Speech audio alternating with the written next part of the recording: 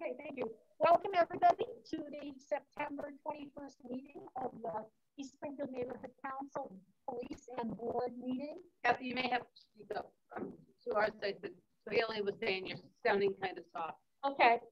Welcome to the Police and Beat Management Team meeting. Is that better, Suhaili? There's really bad feedback from your side. There's bad feedback. All right, we'll come up with plan B here then.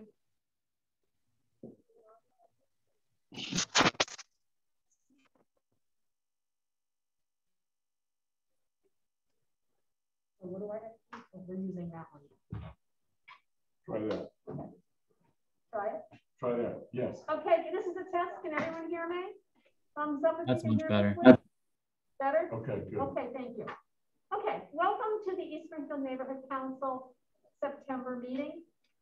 Thanks to the people who are here in the room. It's the board, and some of our board people are actually zooming in this meeting along with the general public.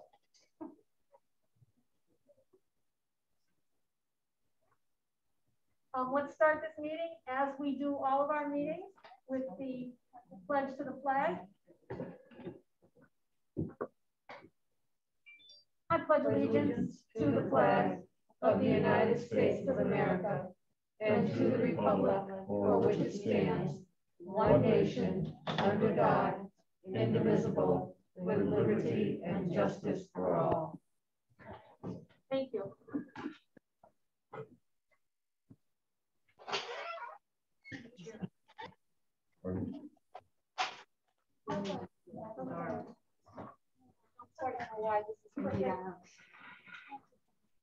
What you got there? You okay?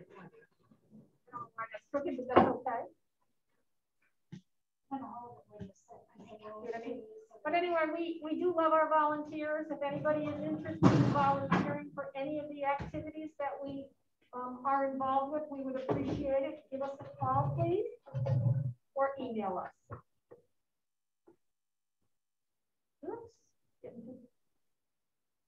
I'd like to do some introductions for tonight's meeting.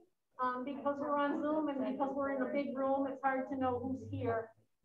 So I'm Kathy Brown. We have with us tonight Marie Koski, and we have Lynn Burnett with us, Brenda Spalding, Peggy Shea, Sarah Rodriguez, Irene Kennison is on Zoom with us tonight. John Koski is here. Isaiah Longs is going to be zooming in a little bit. Dave Russo is here with us. Angie Savignon is zooming in. Charles Rooks, I expect he'll be coming soon. Lieutenant Sheehan is walking in the door. So perfect timing, sir. Hello, Kathy. How are you? Nice to see you. As I said, walking in the door. So, and then Officer Jason Lavalette. And then we have Suhaili with us, and I want to thank the people who have joined in with us tonight, including Lisa and Julie and Tricia and Danny and Susan Hughes, and that's what I see right now. Anyway, that's welcome, and what you have in front of you, both here and on Zoom, are our board and our team members. And we do want to hear from you. It's very difficult with this Zoom method, but we are committed to making sure that any and all of your comments and concerns get on the table. And then we will bring them back, or we will give you information on how to connect with City, whatever you're most comfortable with. We are your neighbors working together.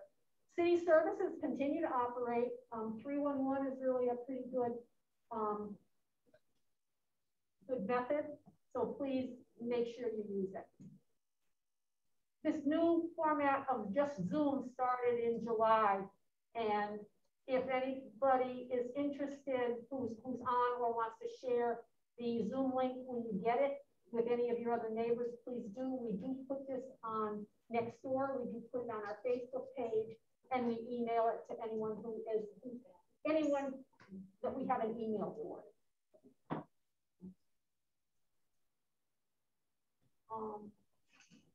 Federal government funding to Springfield for those 7 areas that the mayor's talked about before. The city of Springfield is still looking for ideas on how to use that 123 million or so. So if you have ideas, you can certainly email them to the city of Springfield to T. Moore, Attorney Moore, it's T. Moore at springfieldcityhall.com, or you can connect with us and we'll make sure you get the right contact information. Springfield has also allocated, Springfield has allocated an additional $300,000 for mortgage relief. So if you know anybody in the city of Springfield who's having difficulty because of COVID with their mortgage, paying their mortgage, if they need some help, please have them contact Wayfinders. They are the contractor the city has worked with. The Community Preservation Act Marshall Roy splash pad was actually approved by the city council, so now it's a positive goal. We've got the about $206,000 to make that happen, and we're hoping that the project will be constructed in the spring. If you've been out and about in the neighborhood, you probably noticed that the basketball courts at Angelina Park are in the process of being replaced. That was a Community Preservation Act that was funded 2 years ago. So we're excited that that's actually being replaced. It's all dug up, and I expect they'll be putting asphalt down this week if they haven't already started. Okay, so are there any questions so far from anybody from the community? No? Isaiah, thanks for joining us. Zoning and land use, we have just some small reports. The marijuana host community agreements are in the process of being negotiated with the mayor. I'm understanding that the 2 for East Springfield have already been sort of signed, sealed, but not quite delivered. But I believe that those processes for the 2 marijuana locations in East Springfield, the one at Cottage in Brookdale and the one at 299 Page Boulevard are just about agreed upon by the mayor or by the city and the establishments. An update on the Poor Brook gray water issue, i.e. the contamination in that stream that runs down through the watershed.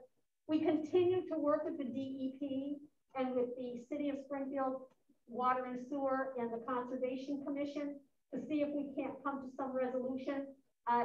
The DEP is perplexed. They're trying to get some additional funding so that they can do some bigger, deeper digging into what the situation is. It wasn't the easy, quick resolution that we were hoping. We were hoping that it was a sewer pipe that failed, and so we were getting some gray water. That is not the case. The sewer pipes in that whole area have all been inspected and with cameras, and they're all working fine. So now it's a bigger and broader job to try to figure out. And also a piece of information, the Suboxone proposal, Suboxone clinic proposal for Cottage Street that was voted down by the city council about a month and a half ago has been appealed by the petitioner. So now the petitioner is going to take that issue to court to try to overturn the city council's vote on that. So information is forthcoming. Continuing on the zoning and land use, special permit for, come on, I got tricky fingers today. Yeah. Special permit request for 1635 Page Boulevard for the properties located, they want to locate out the Wind River Transfer Station. It's going to go to city council. This says September. Sorry, I made an error. It's October. It'll go to city council in October. It was supposed to go in September, but there was a little malfunction on the city side. And Deanna, you're here with us. Did you want to say anything or? No, it's October 25th is the. Okay, but obviously I didn't hit save when I changed it. Okay. But we'll be putting together a letter and stuff so that you've got what you need to go to city council. Also, we have been informed that actually the owner of Duck Pack was on our call last month, and the company company is currently located in East Long Meadow, and they purchased and will be relocated to Page Boulevard. And they will be requesting, or have already requested, a chip from the city. So there'll be more information forthcoming on that. And the plaza, we do know now that in October, it's actually going to be officially foreclosed on by the bank. We will let you know in the middle of October what the status is, whether it's going to stay with the current, stay in the control of the people who are currently the receiver, or whether the bank is actually going to sell it off to somebody else. We expect that it won't get sold off because the debt service on it is so high that it might not make any sense for the bank to do that, but we'll keep you informed. Bottom line is, the plaza's looking pretty good most of the time. They've managed to keep it fairly clean most of the time. So it's a far cry from the conditions that we had a year ago at the plaza. We're also planning, Neighborhood Council's planning for September, October, November, and December. And anybody who's interested in volunteering, let us know. We are in need of some volunteers for our tree lighting event, which is November 27th here at Marshall Roy. And we're also working on a holiday event, a December holiday event that's COVID appropriate. Any questions or comments from the board or the community? Do you know what the address is for the Duck Pack location on Page Boulevard? I don't have that right here. It's almost across from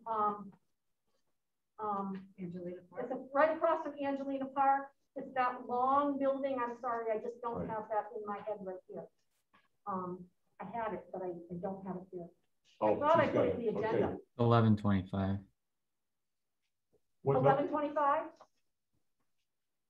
Yep. Who's that? Sounds like Annie. That Danny. was Danny. Thank you, Danny. 11:25. Is it written there? Further down. Oh, okay. I see it. I don't know, it's on my notes. Okay, Oh, well, it's you not know on what? here. I must have hit save at the wrong time. Yep. So 1125 Page Boulevard is a new Duck Pack location. Thank you. So hopefully the rest of the presentation didn't get saved wrong. Okay. And then we'll be moving right along to the police part of the meeting, but right before that, please complete your Smart 911 profile.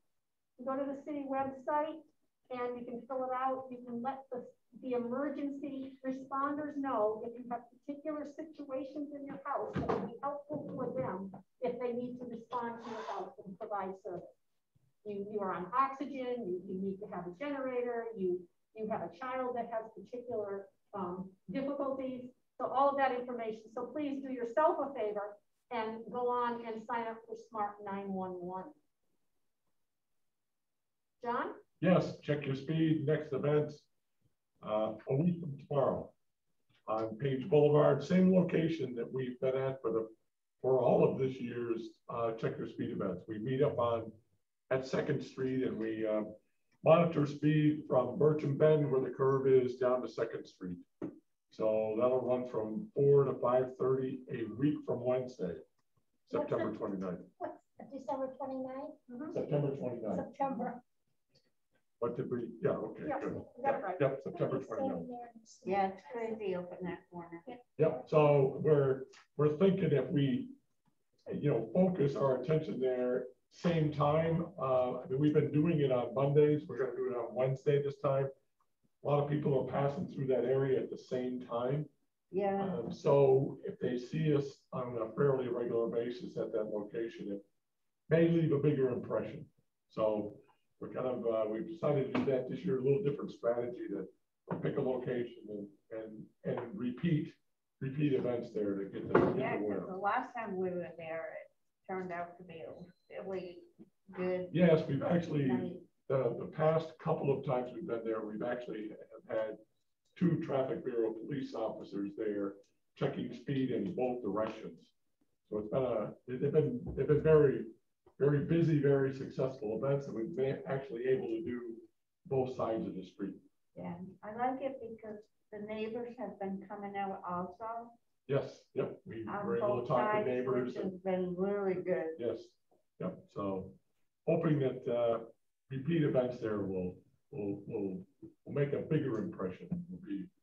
We'll hope to slow things down. So I'm good with that. Thank you, Kathy. You're welcome.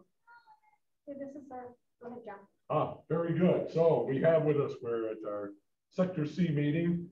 We get to hear from our police department, police officers, and all those folks that help keep us safe.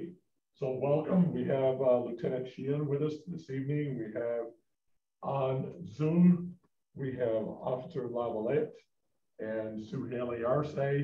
And also, before we conclude this part of our session, we also have Angie Savigno from the Sheriff's Department here. So we hope to be able to hear from all those folks. But Lieutenant, if you would, it's the floor is yours. I'd love to hear what's going on in the neighborhood. Well, some traditional issues are problem children in Mallory Village, the drug distribution problem on Fernwell Street's a reoccurring issue. Lots of quality of life complaints coming out of there, especially in front of that 89 Fernwell Parking Street area. We're addressing it, we're moving along, we're doing field interview reports, attempting to gain as much information, advising them, putting a track record together, indicating, okay, you've been warned enough times, and we expect at this point, those that haven't been heeding your advice are going to start to be coming in on the rest of the trespassing. So we've got some feedback that you're not quite as, folks are having a difficult time hearing you. Oh, okay. Our microphone is up on top of the screen. All right. So actually, if I stood back and took my mask off, would that be better? I'm fine with that. It's up to, yeah. We're fine with that. If it's either that or I was going to move you here. Okay. The only issue is I won't have my notes to talk out.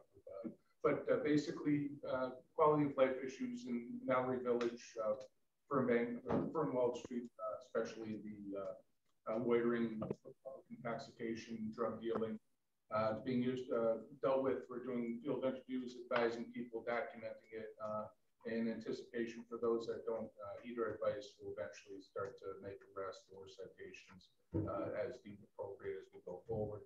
There is other action that has been conducted on the narcotics end of it. We have a nice arrest on Clear Street. Individual with heroin and handguns that was arrested. He was directly involved with the distribution network that was working out of that area. So between squad and the firearms division, they're addressing the issue, but it's the chronic problem with Mallory Village that it's just constantly, it just doesn't go away. That's the nature of the beast, unfortunately. There were couple of incidents that serious assaults and stuff. Those were all domestic related, nothing of any concern to the neighborhood. I know random attacks and random robberies, everything appears to be more domestic related. Up in Industry Ave section, we did have some of the thefts. Those are being done throughout the city, throughout the country. There's just a lot of money involved. They had, I believe this is outside the time frame, but on Brookdale Drive, they had one of the transport companies that was hit. And we had, if you pull up our reports, I know I was in the area 20 minutes after they were there, and there was a cruiser there 10 minutes before they were there. Drop them off, they hid in the bushes. They go where they can't be seen. They do their thing within minutes, and they're out the door.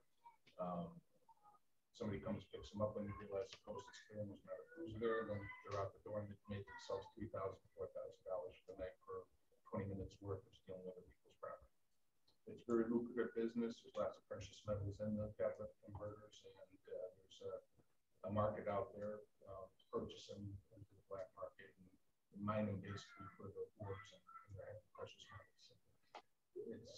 It's a tough one to deal with. The Detective Bureau's got some leads. They're working on it. They're attempting to track some things down, and hopefully we'll get enough information where maybe we'll be put some progress. There was some off incidents that once again doesn't indicate that there's a pattern developing. There was an incident for St. James Circle. Won't go off the top of my head. I want to label an address. But it was basically a jealous boyfriend was following his girlfriend around. She went to a house where she was partying. He managed to track her there somehow, and then when he confronted her, he went outside the house. That was a little bit off. He filled a soda bottle or soda can with the acetone, lit it on fire and threw it towards the house. Not intending to start the house on fire, but more or less to cause fear upon the occupants that, you know, he's throwing incendiary devices. Quick response by the officers. He was still on scene, placed under arrest. He had a license to carry, which dealt with as far as revocation matters are concerned. But once again, it's not a pattern that's developing. It's not anything that's bouncing out where we're saying, hey, we got a group of kids that are out here. Where we have a group of kids that are or gang members that are involved with that. Yes, yeah. Just a little louder, please. I'm sorry about that. Thank you. And referring to my notes again, a lot of domestic related issues, which include the assault by means, dangerous weapons and such. And pretty much that's what we have.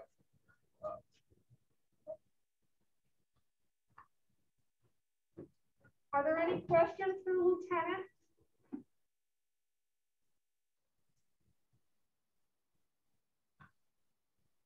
Are there any?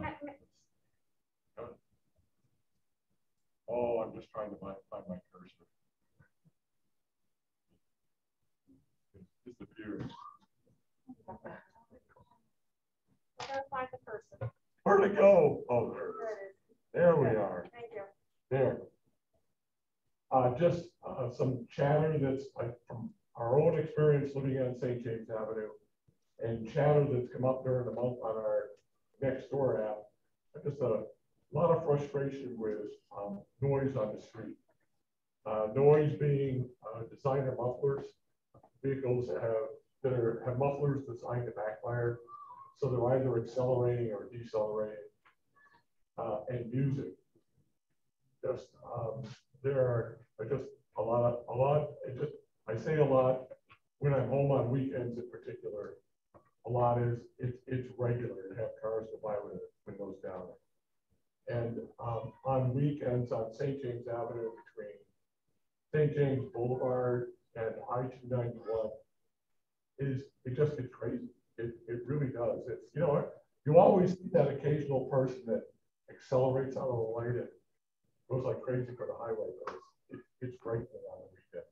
Not so much during the week, but on the weekends. So That being down in the St. James Circle area, right? yeah, it's right from the corner where Survey is, where the Survey, from there going down to I-291. They just out of the light. They just go. They go like there's no speed limit. So traffic enforcement, Right. in the area of Mostly on the weekend though, right, John? Right. During the week, they have During the like week, it's not quite so construction. bad. It's not as frequent. On the weekend, Saturday and Sunday. Yeah. through Corona, St. James, down through that area. Right. Yeah. Kensington. Yes. So those are things that, certainly the good work that's been done on the drugs and some of the other issues, those very difficult issues in the neighborhood are really have done. There's been a lot done recently. The other part of it, I know, is maybe even harder. It's to stop, to find vehicles, to be there when the vehicles go by with the music and the mufflers and those kinds of things. I know that's probably a harder thing to do. The muffler issue, there tends to be this certain group of individuals that they're into their cars and Yes. they wind up traveling around. Yeah. With we have our weekend issues. It's not even a weekend issue now. It's a nice weather issue where they wind up traveling around at night and going from place to place and stopping traffic and all that. Those are one of the things that they are targeting. So if somebody is traveling with the modified muffler, they are writing citations for them. So they might not be getting them going down St. James, Right. but they are going to be trying to get them at those things. However, I'm going to write a email for traffic and see if there could be, and the sector cars, see if there can be traffic enforcement specifically targeting loud music and unnecessary noise and modified equipment for that stretch of St. James and that general. Yes, and of course, I mean, we're not a large neighborhood, so it's kind of echoed around the neighborhood. Oh yeah, you hear it. Oh, it's terrible, and it's designed to shock. It's designed to get people, I don't see the value in it myself if I was riding around. Wow, you're going to be deaf by the time you hit 50. Yeah, we're older now. We're older now. I will definitely make note of that, and we'll put that in as a special attention. Hopefully we'll get some action, but maybe some resolution to that issue. Very good. Thank you. You're welcome. Thank you. Have we got anybody else here that's? Where is the question on the screen? Are landlords notified when there are police calls, cases involving their rental property? Yes and no. It depends on the situation. If there was a domestic at a place, we're not going to notify a landlord. If there's an issue that involves tenants that are not properly maintaining their residence, which would also involve the landlord involvement. If there was nuisance violations, I believe that more than likely, if things are being followed through properly, not all violations. No. What about for something like excessive noise? Potentially, yeah. That's making noise.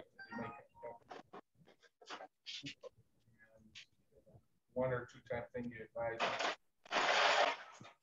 If you're not getting any satisfaction, third party police and the landlord.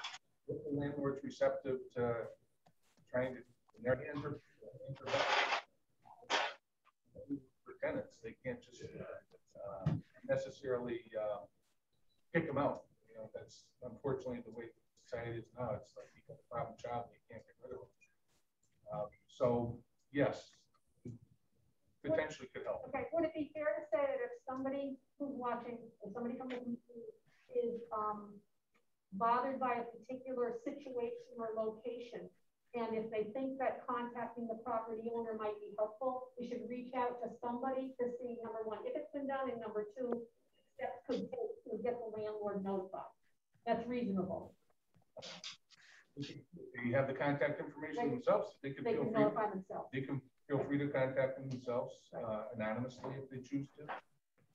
They can call the non-emergency number of the Springfield Police Department, make a direct complaint to the police department as far as what's going on. They don't have to make them aware, and if they have the owner's information, I might assist them in dealing with it. I've got it.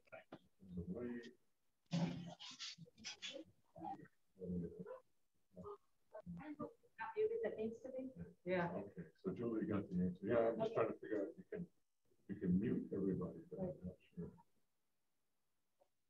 Okay, any other questions so far for Lieutenant? So thank you, Julie. Chatted back and thank you. All right, thank you very much.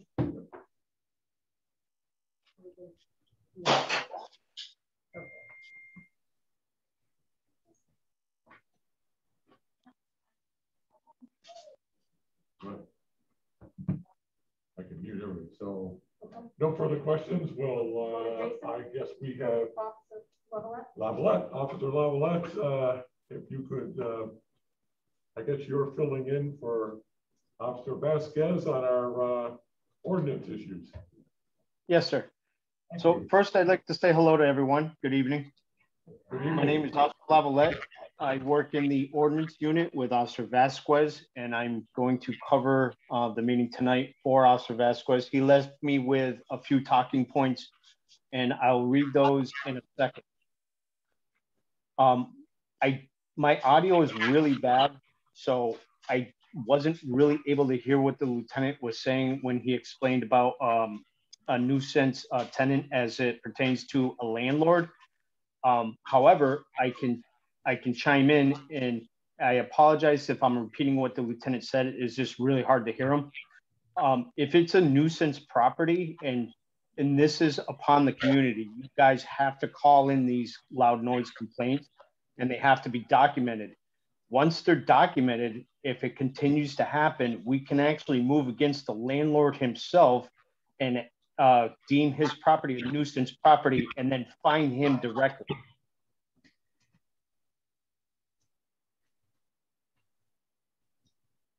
Thank you. So that being said, I'll get into Officer Vasquez's talking points. As far as Mallory Village, he is monitoring firearms, narcotics, and any ongoing investigations. As far as the schools, Samuel Bowles and Mario Pottinger, he is monitoring traffic and parking. Noise complaints, he is monitoring Page Boulevard, Watling Street, and Curve Street. Traffic deployment, he is monitoring traffic and speeding on Page Boulevard, St. James Ave, and St. James Boulevard. He's keeping in touch with Clean City about shopping carts and illegal dumping. He is monitoring Carew Street, Lang Street, and Linnell Street. And then Anthony Street. Neighbors contacted Officer Vasquez about trees that were overhanging the street and wires. Sue Haley made contact with Eversource and they will send out a crew to clear it. And then finally, 276 Cottage Street. The contractor was contacted. It's a vacant business. The contractor was contacted and the property has been cleaned of all trash. And then finally, and in parting, I want to encourage everyone to use the 311 system. However, when it comes to noise complaints and or anything that needs an immediate response, you should definitely call 911. And if you want to make a 311 complaint afterwards, let us know the date and time so that myself or Officer Vasquez can research the history of the call and find out the disposition of the responding officers and what they found and what not precautions, but what actions they took. Deborah, we're working on unmuting you. There. I'll get her.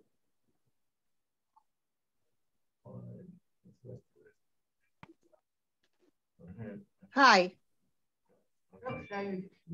Oh, I'm muted. Sorry. Hang on. All right. Are you there? I think so. Okay, good. Yeah. Can you hear me now? Yes. So my question could be for the lieutenant. I'm not sure, but I'm finding that things are being enforced rather kind of hit or miss.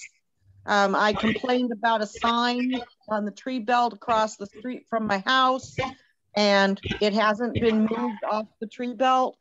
And yet other times when we complain about something like that, it gets rectified. What do we have to do to get consistent enforcement? Okay, sign removed. Can you explain that a little bit further?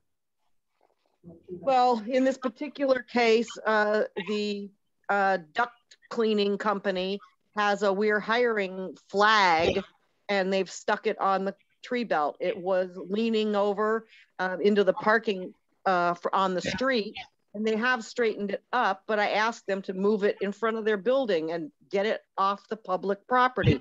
It's not technically supposed to be there, and it hasn't been moved. That probably would fall more into the ordinance issues. Jason might be able to elaborate a little bit further on that. Jason? Yes, sir. So, ma'am, in a situation like that, what I personally do is if it's on public property, I take the sign down myself, and then obviously I dispose of it. If it's an improperly placed sign that needs to be moved because it's maybe on what they believe is their property, but it's actually city property, I inform the homeowner and or business that they need to move the sign to a proper location. After that, I would issue them a citation, which generally it could be a warning or it could be a money fine. Once we've issued a money fine to an individual, if they refuse to comply, they're issued another money fine. A lot of times, especially on private property, we can't force someone to comply. So they'll get money fines and those money fines will pile up. Right. Is there any way for me to find out if they've been fined? Because the sign remains. Yes, ma'am. So what we generally do as ordinance officers is when you put in a 301 complaint, we get your 301 complaint. There's a box in there that we can put comments as how we handled that call. And then we check, show comments to the complainant. Kathy, can you, or actually Suhaili, can you, yes or no, are they able to go back into their old 301 complaints and see the comments that we put into the call? No, we're not. But we can call 311 and have them dig it out for us. Okay. So what I do, and I'm sure Officer Vasquez does the same, I put in comments to every call I go to, just so I can let the resident who had the complaint know how I handled the situation. Great. Thank you for that information. I'll follow up through 311. And what was the address again, and what was it for the sign? It's at 311 page. All right, I'm running that down, so Officer Vasquez will be notified. And I know he's aware of it, but I don't know what happened. Like I said, the sign has either been changed or it's a we're hiring sign. And I went over and spoke to them myself, one-on-one, and said, could you please just move it onto your own property? And it's just not been done. So that's why I then reported it through 311. And okay. I will pass information along, ma'am. Thank you very much. Okay, good. Any other questions? Yes. From who do we have? Okay, go ahead, Isaiah. Good afternoon. Can you guys hear me okay? Yes. Okay, I just wanted to quickly introduce myself. My name is Isaiah Longs. I'm a recent member, probably a few months ago, of the East Springfield Neighborhood Council. And I'm a student at AIC. I realize it's a little bit different for someone who's a college student to be on this council or a member of it. But I just wanted to ask, I guess, towards anybody who's on the Springfield Police Department, I'm sure it bothers everybody just as much as it does the next person about the dirt bike situation, and kind of how we're making progress. I know a couple officers who train at my gym, and I've kind of talked to them, and I know you guys can't, unravel everything. But I was just curious as to if the police department has an updated plan on how to handle that. I know it's kind of tough because you guys can't really chase them through the city and stuff like that, but I'm sure everybody has had negative encounters with them. Sure, let me stand up so everybody can hear me. I'll move back. You want to come right up here and stand here? Yep. Okay. Right in front of the. Yep. But that's the mic we're using. Okay. Right? So it has been a big problem that they started working on certain programs to try and curb that the dirt biker, and it's not even dirt bikers now, it's dirt bikers. They've moved into quads. Now they have whole caravans of cars that are modified that are moving with them with the mufflers that are popping. And it's a circus event for the people that are involved with it. It's a social thing. They go out, they find the parking lots, they gather there for 15, 20 minutes, do what they do, then they move on to the next location when the cruisers come up. And they move on their way. There's been overtime details that have dealt with them. And in the past, they've been effective where they've followed these groups and they initiate traffic stops, they issue violations. Eventually, after 2 or 3 weeks of this, 4 weeks, the people that are involved with gathering get sick of the violations and they start to tail off, and they don't, it tends to decelerate through the summer. This summer, totally different. They're more emboldened. They're more violent as far as in their confrontations with police. When police attempt to do motor vehicle stops, they're engaging rather than fleeing. And there's been a couple of incidents where there's been contact between vehicles of people trying to flee and actually blocking out other police officers from preventing from going after individuals. So I know from experience as well. Yeah. So the strategy that worked in the past hasn't worked lately. They've in the past couple of weeks, they've changed their strategy, and it's no secret what's out there as far as what they're doing. They brought in outer towns, Agawam, West Springfield, Chicopee, because a lot of times they'll move from Springfield to Chicopee back in. It's tough to keep track of them. And state police also is involved. And what they're doing now is they're sort of corralling them up a little bit better and issuing more violations to larger groups of people. In an attempt, the same effect will happen, but there's just more impact as they do it. And since that, maybe 2 weeks ago, they had a big night where they stopped a lot of people, wrote a lot of citations. There's a lot of activity. There's a lot of dangerous situations too. The weather hasn't been necessarily good for a lot of this. So I don't know whether it's the weather or whether that enforcement action had its intended effect.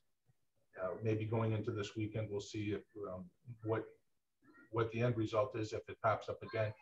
But I hope it had a good effect, and I hope that their new tactics or new strategy in approaching the problem is going to work. You know, time will tell. Awesome. Yeah. I just, it was something that I'm sure bothers a lot of us, and I think messes it up for a lot of other kids who are just on their pedal bike, or maybe someone who does have a motorized bike and really just wants to ride, and it kind of creates like an inner battle between people in the community. So I just wanted to bring that point up. No, and if you got a bike and you're riding, you're following all the rules and regulations of the road, there's no issues with what's going on. But if you find yourself traveling with a pack of 60 or 70 other people that are all out violating traffic laws and gathering in places that you don't have a permit to gather, then that's when the issues arise. And that's usually the late night, 10 p.m. to 4 in the morning crowd. The people that, if you pass the word on, if you're good with what you have, you're not violating any laws or regulations, you should have no problem. All right. Thank you so much. You're welcome. Thank you. Anyone else? If not, then thank you, Officer Lavalette, for filling in for Officer Vasquez and Sue Haley Arce. Hello. Oh, no, you're good. Okay. Hello, good evening, everyone. My name is Haley. Oh, can you hear me okay? It was a little funny, but you sound good now. Okay. My name is Suhaili Arce. I am the Community Police Liaison with the Springfield Police Department. I just wanted to share a little bit about, we did have questions in regard to being able to report certain quality of life issues and things of that nature. Just wanted to give everyone my information. Here at the department, I am able to have these conversations one-on-one and answer any questions that you might have, discuss any concerns in the safety of your neighborhood. And also, I'm not sure what's going on.